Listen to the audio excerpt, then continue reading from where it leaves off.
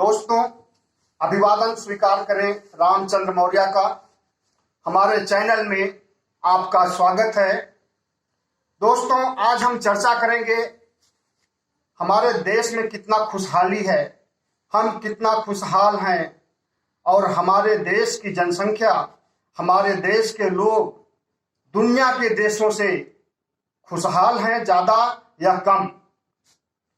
दरअसल WHI का नाम आपने सुना होगा। WHI का मतलब होता है वर्ल्ड हैप्पीनेस इंडेक्स। तो वर्ल्ड हैप्पीनेस इंडेक्स का एक आंकड़ा आया हुआ है जिसमें दुनिया के देशों में खुशहाली का पैमाना दिखाया गया है कि कौन देश किस स्थान पर है खुशहाली के मामले में। साथियों, कहने में शर्म आ रही है कि हमारा देश दुनिया के देशों से बहुत कम खुशहाल है, या कहें सबसे निचले पायदान पर है। ऐसा हमें कहना पड़ रहा है कि मोदी सरकार जब आई है 2014 में, उसके पहले के जो आंकड़े थे और आज के जो आंकड़े हैं उसमें जमीन आसमान का अंतर है। मोदी सरकार आने के बाद देश में खुशहाली घटी है और घट करके बहुत निचले स्तर पर आ गई है। यहाँ तक कि बांग्लादेश, पाकिस्तान, युगांडा, रवांडा, अफ्रीकी देश, जो छोटे छोटे देश हैं जहाँ पर संसाधनों का अभाव है, वो हमसे ज़्यादा खुशहाल हैं और हम उनसे कम हैं। तो मोदी सरकार आने के पहले 2013 में हमारे देश में खुशहाली का आंकड़ा था, हम 111वें नंबर पर थे। 149 में 111वें नंबर पर थे और आज हमारी स्थिति ये है कि 149 में हम 139वें नंबर पर हैं। हमसे भी बुरे बहुत कम देश हैं, सिर्फ हमसे भी कम खुशहाल बहुत कम देश हैं, सिर्फ 4 देश हैं जो हमसे कम खुश हैं। बाकी दुनिया के सारे देश हमसे ज्यादा खुश हैं। पाकिस्तान हमसे 37 पायदान ऊपर है, थोड़ा बहुत नहीं, 37। इसी तरह से नाइजीरिया, रवांडा, उगांडा भी खुशहाली के मामले में हमारे देश से ज्यादा संपन्न है। साथियों, 2013 में और 2021 में 7-8 सालों का अंतर है। इन 7-8 सालों में हमारी अर्थव्यवस्था, हमारी खुशहाली और बढ़नी चाहिए थी, लेकिन अर्थव्यवस्था माइनस में चली गई है और खुशहाली का आंकड़ा भी घट गया है। सबका साथ, सबका विकास करने वाले हमारे प्रधानमंत्री के आंकड़े अच्छे दिन आएंगे, वो जुमले 15-15 लाख देंगे, वो जुमले सब ध्वस्त हो गए और हमारे यहाँ खुशहाली के बजाय गमों का दौर का आंकड़ा बढ़ गया है। साथियों, वर्ल्ड हैप्पीनेस इंडेक्स यह साबित करता है कि हमारी सरकार हमारे लिए क्या करती है और हमारे देश की इकोनॉमी कैसी है, हमारे देश की सामाजिक, आर्थिक, राजनीतिक हर स्थितियां कैसी हैं। और कहने में शर्म आती है कि सभी परिस्थितियों में राजनीतिक गिरावट आई है, सामाजिक गिरावट आई है, हिंदू मुस्लिम करके समाज को बांटने का काम किया गया है, धर्म के नाम पर नफरत फैलाई गई है, विस्मरण किया गया है, जहर घोला गया है समाज में। इस तरह से सामाजिक अगर कोई पैमाना हो तो उसमें भी हम सबसे नीचे ही जाएंगे। सामाजिक स्तर भी हमारा गिरा है। आर्थिक के मामले में आपको पता ही है कि हमारी GDP कहाँ थी और कहाँ है। जब मनमोहन सिंह सरकार थी तो उस समय 6 और 7 के आसपास हमारी जीडीपी थी। आज हमारी जीडीपी माइनस में चल रही है और इस माइनस में 0.23 हो गया था, एक समय ऐसा भी था। हालांकि माना जाता है कि कोरोना की वजह से ऐसा हुआ था, लेकिन कोरोना के पहले से ही हमारे देश की जीडीपी गिर करके रसातल में चली गई थी। कोरोना तो एक बहाना था। तो साथियों, वर्ल्ड हैप्पीनेस इंडेक्स का पैमाना यह बताता है कि हम कितने खुशहाल हैं, हमारे देश में कितनी खुशहाली है। हमारा देश कृषि प्रधान माना जाता है, औद्योगिक विकास भी हुआ है, लेकिन जितना औद्योगिक विकास हुआ था, औद्योगिक पीएसयू गवर्नमेंट ने बनाए थे, तो नया बनाने की तो बात छोड़िए, जो कांग्रेस सरकार या दूसरी सरकारों ने बनाए थे, आज उसको भी बेचने का काम किया जा रहा है। बेरोजगारी की क्या हालत है, किसी से छिपा नहीं है। लाखों बेरोजगार हर जगह, हर जिले में मिल जाएंगे आपको, और करोड़ों की संख्या में देश में बेरोजगारों की फौज तैयार हो गई है। इसी तरह से हमारे देश में की स्थिति, जो कि अच्छे दिन आने वाले थे, अच्छे दिन तो नहीं आ सके, बुरे दिन आ गए, और उस बुरे दिन में भी दुनिया के देशों में हम सबसे नीचे चले गए हैप्पीनेस के मामले में। इसी तरह से एक और पैमाना होता है देश की समृद्धि या देश की स्थिति या देश की परिस्थिति को समझने के लिए, वो है GHI, ग्लोबल हंगर इंडेक्स, वैश्विक भूखमरी सूचकांक, कि भूखमरी के मामले में हम किस स्थान पर हैं और दुनिया के देश किस स्थान पर हैं।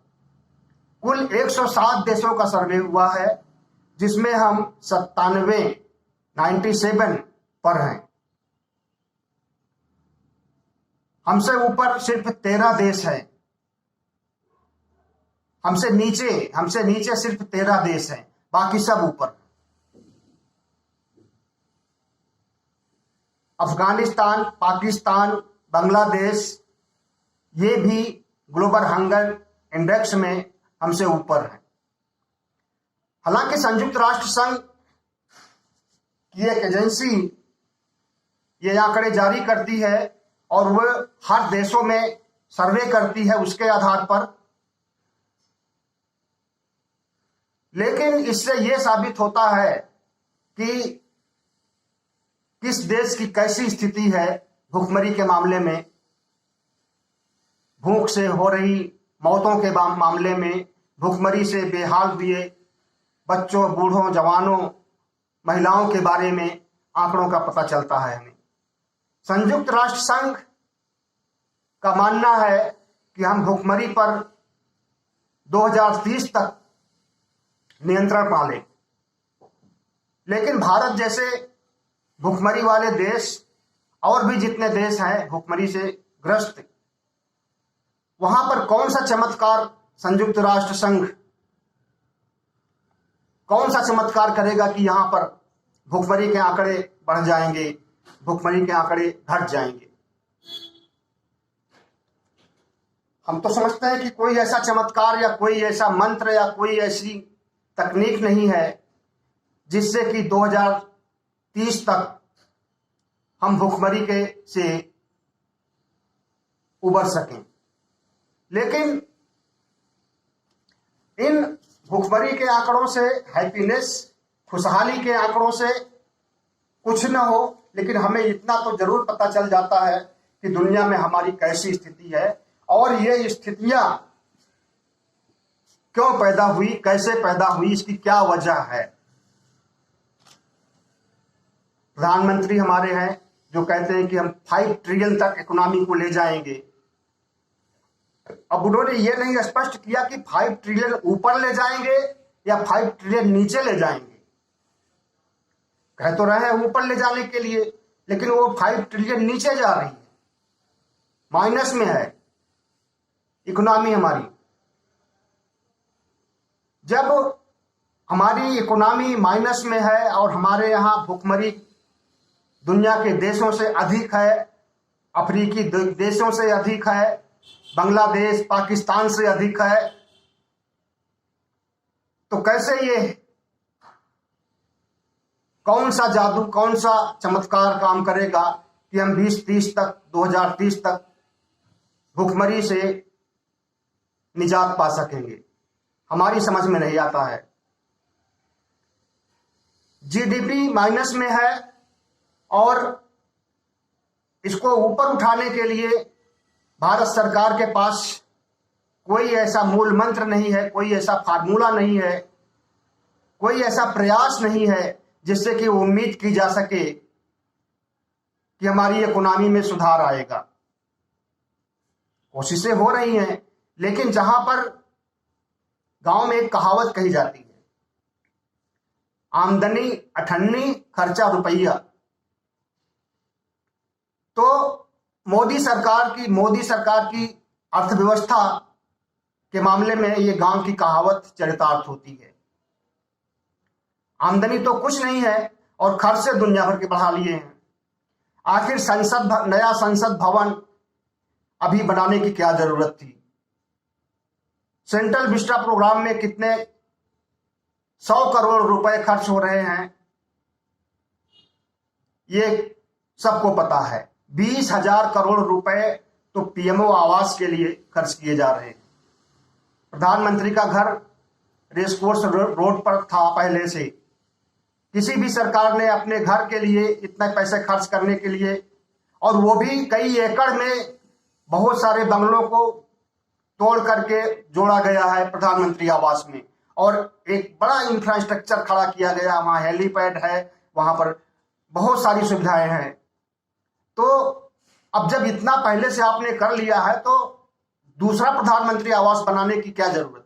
और वो जब हमारी इकोनॉमी माइनस में चल रही है। 20,000 करोड़ रुपए जो प्रधानमंत्री आवास पर खर्च किए जा रहे हैं, अगर यही पैसा बेरोजगारों पर खर्च कर दिया जाता, उन्हें लोन दिया जाता, उनके लिए इंफ्रास्ट्रक्चर पैदा किया जाता, जो कारखाने बंद पड़े हैं उन्हें चलाया जाता, उसमें उनको रोजगार मिलता, तो शायद ज्यादा अच्छा होता। लेकिन हमारी प्रधानमंत्री की बुद्धि अपने को अर्थशास्त्रियों से भी ऊपर समझते हैं, सबसे ऊपर अपने को समझते हैं, और सबसे नीचे हमारी अर्थव्यवस्था जा रही, सबसे नीचे हमारी भूखमरी, सबसे ऊपर हमारी भूखमरी की स्थिति जा रही है। दुनिया के देशों में हम किस स्थान पर हैं वो मैंने शुरू में ही बता दिया, हैप्पीनेस के मामले में और भूखमरी के मामले। आदिवासी क्षेत्रों में देखिए तो आए दिन भूख से मौतें होती रहती। हालांकि गोदी मीडिया ये खबर को नहीं लाता है, और इन खबरों को क्या, किसानों की आत्महत्या को भी प्रतिबंधित कर दिया गया है। कांग्रेस के समय में हर रोज कोई ना कोई खबर आती थी कि फला किसान ने आत्महत्या कर लिया, उसके ऊपर इतना लोन था। लेकिन इन 7 सालों में कभी आपने सुना कि कोई किसान आत्महत्या किया? इन खबरों को प्रतिबंधित किया गया है, सेंसर किया गया है कि आप नहीं दिखा सकते, और बल्कि सरकार के पक्ष में, सरकार के फेवर में जो खबरें हैं, वो चाहे झूठी खबरें ही हो, उनको गढ़ करके दिखाइए। तो आदिवासी क्षेत्रों में आए दिन भूख से मौतें होती रहती हैं। बच्चे कबाड़ी का काम करते हैं, कूड़े के ढेर में खाने पीने की चीजें ढूंढते हैं। ये बातें सिर्फ कही नहीं जा रही, देखी गई हैं, देखी जाती हैं। आदिवासी क्षेत्रों की बात छोड़िए, दिल्ली में देखिए कूड़े के ढेर में बच्चे खाने पीने की चीजें खोजते रहते हैं। भीख मांगते हुए बच्चे स्टेशन पर, सड़क पर, मेन रोड पर जहां ट्रैफिक होती है, लाल बत्ती पर आते हैं, कलाबाजियां दिखाते हैं, या कुछ बेचने के लिए गुब्बारा है, पेन है, या कोई भी सामान बेचने के बहाने आपसे भीख मांगते हैं। ऐसे बच्चों को पर कभी किसी को तरस आ जाता है तो दे देता है रुपए, 2 रुपए, 10 रुपए, और अक्सर तो ऐसे ही भगा देते हैं, उनको दुत्कार करके भगा देते हैं। हमारे देश की जनसंख्या लगभग 130 करोड़ तो पहले थी, अब 135 140 करोड़ हो रही हो। इसमें लगभग 80 करोड़ जनसंख्या भुखमरी के कगार पर है। इस बात को सरकार खुद मानती है और उनको 5 किलो राशन दे रही है महीने भर के लिए। वो चाहे परिवार में एक सदस्य हो या 2 सदस्य हो या 10 सदस्य। जिस परिवार में 10 सदस्य होंगे उस परिवार के लिए 5 किलो राशन क्या होगा महीने भर के लिए? ऊंट के मुंह में जीरा। तो क्या इससे जो है भुखमरी थम पाएगी? नहीं थम पाएगी। दूसरे, जहां पर हमें रोजगार मिलता है, जो इकाइयां सरकारी नौकरियां देती हैं, पीएसयू जितने बने हुए हैं, नेहरू काल से लेकर के अटल बिहारी के समय तक, वाजपेयी तक के समय तक पीएसयू बनते रहे। हालांकि तभी से बिकने शुरू हो गए थे। ऐसी बात नहीं है कि मनमोहन काल में पीएसयू नहीं बिके हों, लेकिन नाम मात्र के। और तो नाम मात्र के बच भी नहीं रहे हैं, सारे पीएसयू बिक गए। और कौन सा बचा हुआ है शायद आप बता नहीं पाएंगे, हम नहीं, या कोई नहीं बता पाएगा। आए दिन घोषणा होती रहती है कि ये भी गया, ये भी बिक गया, ये भी बिक गया। तो जिस देश में निर्माण के बजाय पतन के रास्ते पर जो देश चल रहा हो, उस देश में यह कल्पना करना कि वहां पर हैप्पीनेस, खुशहाली रहेगी और वहां भूखमरी नहीं होगी, तो एक बेईमानी होगी। भारत सरकार को चाहिए कि सबसे पहले तो वो अपनी सोच में बदलाव करे, जो कहती है वो करे। अगर वो कहती है कि सबका साथ सबका विकास, तो सबका साथ सबका विकास ईमानदारी से करे। वो तो कहती है सबका साथ सबका विकास, लेकिन किसका विकास किया जा रहा है? कौन अरबों करोड़ों का मालिक था और अब उसका 3 गुना 4 गुना हो गया है? कौन ऐसे हैं लोग जिनकी करोड़ों रुपए की या हजारों करोड़ रुपए की के लोन को माफ कर दिया गया है?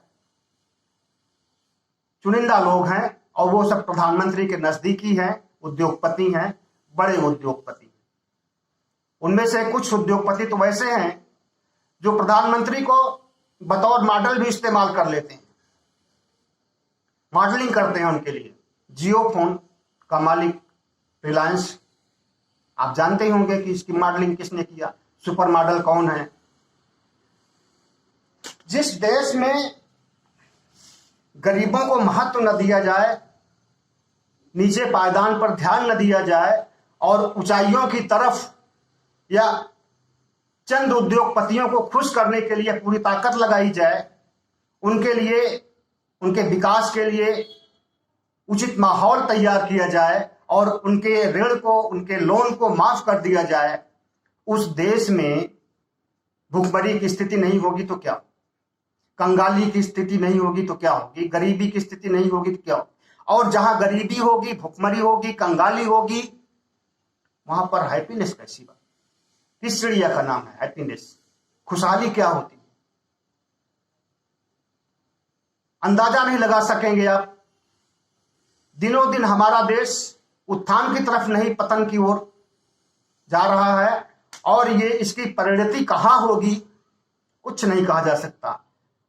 हैप्पीनेस में हम कितना नीचे गिर जाएंगे कुछ नहीं पता। 2013 से कितना नीचे गिर गए हैं पता है, लेकिन 2021 से 2025-26 तक हम कितना नीचे और चले जाएंगे नहीं पता है। विश्व वैश्विक hunger index, global hunger index में हम किस स्थान पर पहले थे, किस स्थान पर आज हैं, ये तो पता है, लेकिन किस स्थान पर आज के 4 साल 2 साल बाद होंगे नहीं पता है। तो भारत की स्थिति और भारत की अर्थव्यवस्था और भारत में खुशहाली, भारत में भुखमरी बढ़ रही है और इस बढ़ने के लिए अगर कोई जिम्मेदार है, व्यवस्था है। बहुत बहुत धन्यवाद। अगर वीडियो कुछ अच्छा लगा हो तो ज़रूर सब्सक्राइब कीजिएगा, लाइक कीजिएगा, शेयर कीजिएगा। आप शेयर करेंगे तो ये और लोगों के पास पहुंचेगा और उन्हें ये सच का आईना दिखाएगा हमारा वीडियो। बहुत बहुत धन्यवाद, बहुत बहुत धन्यवाद।